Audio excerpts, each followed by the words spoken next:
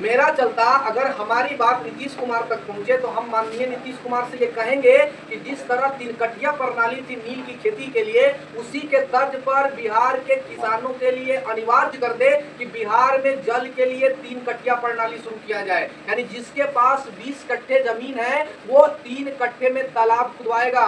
तब ये water crisis की समस्या अगले 1 दशक 2 दशक में हो सकता है कि क्या हो जाए, इसका समाधान निकल जाए, इसका सॉल्यूशन हो जाए, वरना मेरी निगाहों में इसका सॉल्यूशन दिखाई नहीं दे रहा है। तो हम माननीय नीतीश कुमार से यह आग्रह करते हैं कि भाई तुरंत कैबिनेट करके एक नियम बनाओ कि भारत में पानी के लिए बिहार में पानी के लिए हम 3 कटिया प्रथा शुरू करते हैं। जिसके पास भी अगर 1 बीघा जमीन है, 3 कट्ठे में तालाब हो और उस 3 कट्ठे के तालाब में मत्स्य पालन के लिए सब्सिडी हम अवेलेबल करेंगे। अगर उसमें लॉस होता है तो हम सब्सिडी देंगे, ये गवर्नमेंट ग्रांट करे इस बात को।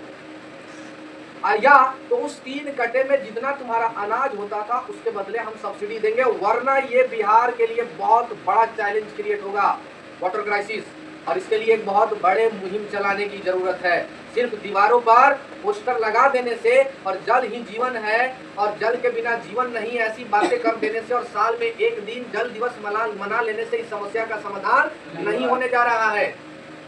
सबसे पहले तो नल जल के तहत जो जल जीवन हरियाली मिशन के तहत हर घर नल का जल जो व्यवस्था है उसको एकदम ग्राउंड लेवल पर बहुत सख्ती से इम्प्लीमेंट कराने की जरूरत है, क्योंकि वो भी सफल नहीं है। टंकी की सफाई नहीं हो रही है।